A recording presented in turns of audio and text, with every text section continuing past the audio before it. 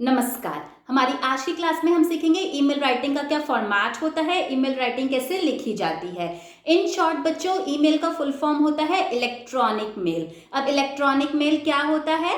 जब हम किसी को कोई लेटर या मैसेज सेंड करते हैं या किसी का लेटर रिसीव करते हैं, किसी का कोई मैसेज रिसीव करते हैं थ्रू एन इलेक्ट्रॉनिक डिवाइस, उसको बोला जाता है ईमेल। ठीक है, मेल यानी लेटर, पत्र।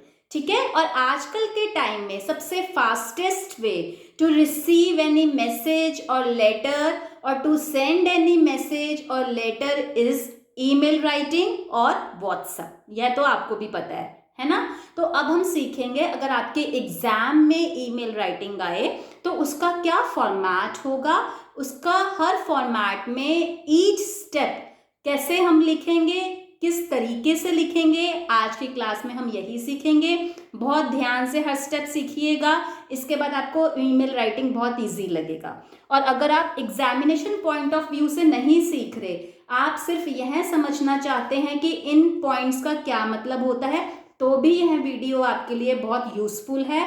आप ध्यान से सुनिए। तो बच्चों, अगर आपका एग्जाम में ईमेल राइटिंग आए, इस टाइम अगर आपके पास कोई टैब है या आपके पास लैपटॉप है, आपके पेरेंट्स का कोई उसमें मेल अकाउंट है, Gmail, Rediff mail, Yahoo mail, आप उनको बोलिए आपको वह खोल के दें। मेल जहाँ पे कंपोज की जाती है उसमें आपको इस तरीके का फॉर्मेट मिलेगा। ठीक है, तो सबसे पहले बच्चों, ईमेल राइटिंग का जो भी हम फॉर्मेट स्टार्ट करते हैं पूरा लेफ्ट हैंड साइड से करते हैं। तो आपको इस चीज़ की टेंशन नहीं लेनी कि मैं किसको राइट हैंड में लिखूं, किसको लेफ्ट हैंड में लिखूं। ईमेल राइटिंग पूरा हम लेफ्ट हैंड साइड से ही लिखते हैं। ठीक है, इजी हो गया। अब सबसे पहले ईमेल राइटिंग लिखने के टाइम हम क्या करेंगे? We will make a box. हम बॉक्स बनाएंगे। ईमेल राइटिंग के लिए बॉक्स बनाना मैंडेटरी होता है। बच्चों, मैं आपको यही सजेस्ट करूंगी कि आप पेंसिल से बॉक्स बनाइए, और जब आप बॉक्स बना रहे हैं तो सिर्फ अभी 3 लाइन्स बनाइए, एंडिंग लाइन मत बनाइए, बॉक्स को कवर मत कीजिए। ऐसा क्यों? ऐसा इसलिए कि मे बी आपकी मेल बहुत लंबी हो गई हो और आपने बॉक्स छोटा बनाया, तो आपको वो एंडिंग लाइन को इरेज करना पड़ेगा। या फिर आपकी मेल बहुत छोटी है और आपने बॉक्स बहुत लंबा बना दिया, तब भी आपको अपनी एंडिंग लाइन को इरेज करके दोबारा से बनाना पड़ेगा। और एग्जाम में हमारा एक एक सेकंड बहुत इंपॉर्टेंट होता है। जहां पे हम अपना टाइम बचा सकते हैं, हम क्यों ना बचाएं, है ना। तो इसलिए अकॉर्डिंग टू मी, आप बॉक्स बनाने के लिए सिर्फ 3 लाइन्स बनाइए। एंडिंग लाइन जब आपका मेल खत्म हो जाए, उसके बाद आप एंडिंग लाइन बनाकर बॉक्स को पूरा कर दीजिए, लेकिन एंडिंग लाइन बनाना भूलिएगा मत। ठीक है, अब सबसे पहले आपने बॉक्स बनाया, उसके बाद हम क्या लिखते हैं? From, FROM, from. ठीक है, फ्रॉम लिखने के बाद किसका ईमेल आईडी आता है बच्चों? जो इस मेल को सेंड कर रहा है, सेंडर ऑफ द मेल। ठीक है, तो फ्रॉम के आगे किसका ईमेल आईडी आता है? Sender of the mail. अब मैं आपको यही सजेस्ट करूंगी, किसी का असली ईमेल आईडी एग्जाम में मत लिख कर आइएगा। आप कोई भी इधर इमेजिनरी ईमेल आईडी लिख सकते हैं, जैसे मैंने लिख दिया abc@gmail.com। ठीक है, फ्रॉम के बाद हम नेक्स्ट लाइन में बिना स्पेस छोड़े नेक्स्ट लाइन में हम लिखते हैं टू, TO, टू। और बच्चों, टू में किसका ईमेल आईडी आ जाता है? जो इस मेल को रिसीव कर रहा है, receiver of the mail. Okay, तो इसमें भी आप कोई भी इमेजिनरी ईमेल आईडी दे दीजिए, जैसे मैंने pqr@gmail.com लिख दिया। आप rediffmail.com, yahoomail.com कुछ भी लिख सकते हैं। ओके, फ्रॉम और टू लिखने के बाद हम लिखेंगे CC। तो बच्चों, CC का फुल फॉर्म होता है कार्बन कॉपी। अब CC होता क्या है? फॉर एग्जाम्पल, मैंने आपको मेल फॉरवर्ड करना है, तो मेरा ईमेल आईडी फ्रॉम में आ जाएगा और आपका जो है टू में मैं ईमेल आईडी लिख दूंगी। ठीक है, तो आप मेन रिसीवर हैं इस मेल को रिसीव करने के लिए, लेकिन मैं चाहती हूं कि जो मेरा मेल है वो इसकी जो रियल कॉपी है वो 10 और लोगों के पास जाए। तो उन 10 लोगों का जो ईमेल आईडी है वह मैं CC में डाल दूंगी। ठीक है, उनको इन्फॉर्म करने के लिए कि मैंने आपको यह मेल की है, उन 10 लोगों का ईमेल आईडी मैं सीसी में डालूंगी। कार्बन कॉपी मतलब इस मेल की एग्जैक्ट कॉपी उनके पास भी फॉरवर्ड हो जाएगी और आपको दिख जाएगा कि मैंने सीसी में किस किस को ये मेल किया है। समझ में आ गया सीसी क्या होता है? सीसी लिखने के बाद हम बीसीसी का ऑप्शन लिखते हैं। बीसीसी मतलब ब्लाइंड कार्बन कॉपी। अब बच्चों बीसीसी क्या होता है? फॉर एग्जाम्पल मैंने आपको मेल किया तो मैं फ्रॉम में हो गई, आप रिसीव करोगे, आपका ईमेल आईडी मैं टू में लिखूंगी।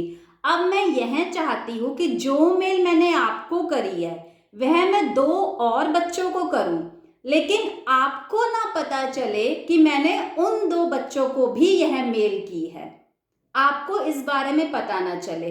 तो मैं क्या करूंगी, मैं उन 2 बच्चों का जो ईमेल आईडी है वह बीसीसी में डाल दूंगी। इससे क्या होगा कि उन 2 बच्चों के पास भी मेल जाएगा, उनको पता चल जाएगा कि यह मेल का जो मेन रिसिपिएंट है आपको की गई है, लेकिन आपको नहीं पता चलेगा कि मैंने आपके साथ इस मेल को 2 और बच्चों को किया है। समझ में आया? तो अगर हम चाहते हैं कि अगर हम किसी मेन रिसिपिएंट को मेल करें लेकिन उसे ना पता चले कि हमने यह मेल किसी और को भी किया है, तो उसका हम जो ईमेल आईडी है वह बीसीसी में डाल देते हैं, ब्लाइंड कार्बन कॉपी। तो डिफरेंस क्लियर हो गया? कार्बन कॉपी सीसी में हम जो मेल डालेंगे वह टू वाले को पता रहेगा कि इस मेल की कॉपीज किस किस के पास गई हैं, और जो बीसीसी में हम किसी का ईमेल आईडी डाल देंगे तो टू वाले को नहीं पता चलेगा कि इस मेल की कॉपी किसी और के पास भी गई है। ठीक है, समझ में आ गया? ये मेन डिफरेंस होता है सीसी और बीसीसी में। तो बच्चों एग्जाम्स में सीसी और बीसीसी की ऑप्शन लिखना बिल्कुल ऑप्शनल होता है अकॉर्डिंग टू मी, लेकिन अगर आपके क्लास टीचर ने आपको सिखाया है कि आपको सीसी और बीसीसी लिखना है तो आप फॉर्मेट में जरूर लिख कर आइएगा। ओके, तो सीसी बीसीसी लिखने के बाद हम सब्जेक्ट लिखते हैं कि इस मेल का मेन सब्जेक्ट क्या है। तो your subject should be short, आपको बहुत लंबा सब्जेक्ट नहीं लिखना, शॉर्ट लिखना है और मीनिंगफुल सब्जेक्ट लिखना है। ओके, समझ में आ गया?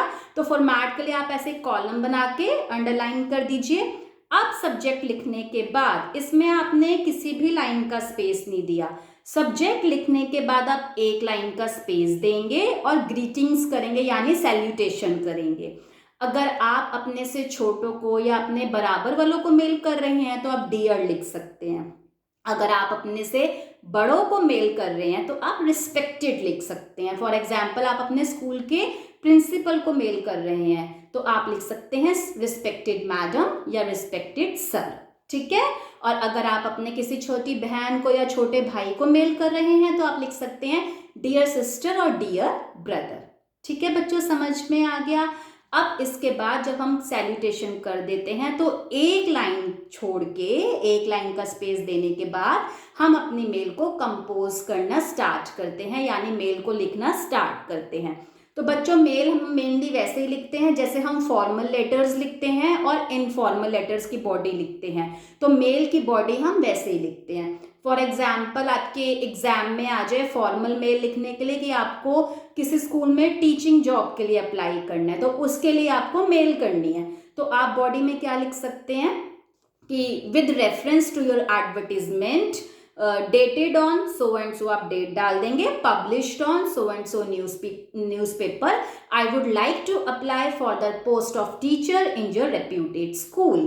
ठीक है, यहाँ आपका इंट्रोडक्शन हो जाएगा।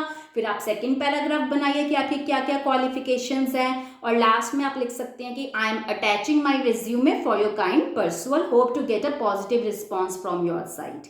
ठीक है, यह आप लिख दीजिए उसमें।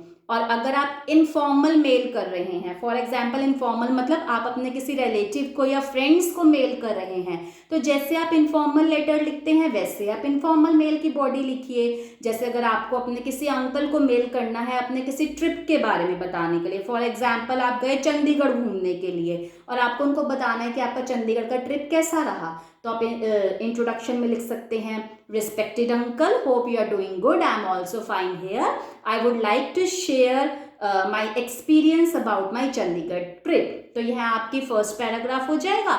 सेकेंड पैराग्राफ में आपने वहाँ पे क्या क्या एक्सपीरियंस किया आप वो डालिए, और एंड में आप लिख सकते हैं कि please give my best wishes to the aunty and hope we will meet soon. ठीक है, तो जैसे आप लेटर लिखते हैं फॉर्मल और इनफॉर्मल लेटर, वैसे ही आप ईमेल राइटिंग फॉर्मल और इनफॉर्मल की बॉडी लिख सकते हैं। तो यह चीज़ इजी हो गई। अब लास्ट में जब आपकी ईमेल कंपोज कर लिया, जब आपकी पूरा ईमेल हो गया, उसके बाद in case of formal email writing आप क्या करेंगे। अगर आप फॉर्मल ईमेल राइटिंग लिख रहे हैं तो सबसे पहले आप अपना फुल नेम लिखेंगे। अगर एग्जाम में नाम दिया गया है क्वेश्चन में कि आपका नाम यह है, तो आप वही नाम लिखेंगे। और अगर एग्जाम में नाम नहीं दिया गया तो आप इधर ABC भी लिख सकते हैं, XYZ लिख सकते हैं, कुछ भी लिख सकते हैं। ठीक है, फुल नेम लिखने के बाद इन केस ऑफ फॉर्मल आप अपना डेजिग्नेशन देंगे। डेजिग्नेशन मतलब आप अभी किस पद पे हैं। फॉर एग्जाम्पल आप अपने प्रिंसिपल को लिख रहे हैं और आप स्टूडेंट हैं, तो इधर आप लिख देंगे student of class so and सो।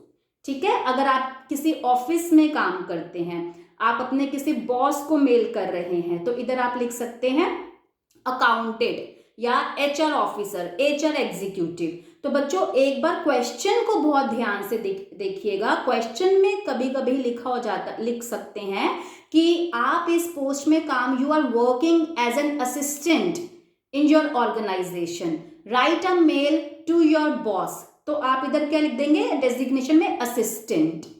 ठीक है, तो आपको मेल बहुत ध्यान से क्वेश्चन पढ़ना है, उसके अकॉर्डिंग ही इधर आपको फिल करना है। ओके, और लास्ट में आप ऑर्गेनाइजेशन का नाम लिख देंगे। स्कूल है तो अपने स्कूल का नाम लिख दीजिए। किसी ऑफिस में अगर क्वेश्चन में नाम दिया गया है you are working in so and so organisation, तो आप उसका नाम दे दीजिए। ठीक है, नहीं तो कोई भी इमेजिनरी नाम दे सकते हैं। In case of informal, informal मतलब अगर आप किसी अपने को, अपने फ्रेंड को या रिलेटिव्स को मेल कर रहे हैं, तो सिर्फ आप इधर अपना फर्स्ट नेम लिख दीजिए। ठीक है, या आप ABC भी लिख सकते हैं और फर्स्ट नेम भी लिख सकते हैं। अब बहुत सारे बच्चे पूछते हैं कि मैम ईमेल राइटिंग फॉर्मेट में डेट आती है क्या? तो बच्चों फॉर्मेट में हम डेट नहीं डालते। अगर आपको डेट डालनी है तो आप बॉडी में डाल सकते हैं डेट, लेकिन फॉर्मेट में अकॉर्डिंग टू मी अगर आप अपना मेल भी खोलेंगे, कंप्यूटर में खोल के देखिए, फॉर्मेट में कहीं पर भी डेट नहीं दी जाती है। ठीक है, फॉर्मेट हमारा ऐसे ही रहता है।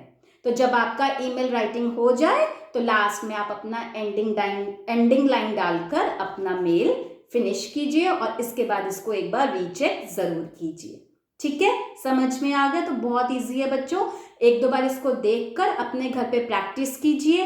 इसके बाद ईमेल राइटिंग फॉर्मेट आपको बहुत इजी लगेगा। और बच्चों यहाँ सिर्फ अभी के लिए नहीं है, आगे लॉन्ग टर्म के लिए भी यही फॉर्मेट होता है। कंप्यूटर में अभी तक यही फॉर्मेट होता है मेल्स का, तो इसको आप बहुत ध्यान से देखिए। इसके बाद आराम से आप किसी को भी मेल कर सकते हैं। Okay, best wishes for your future.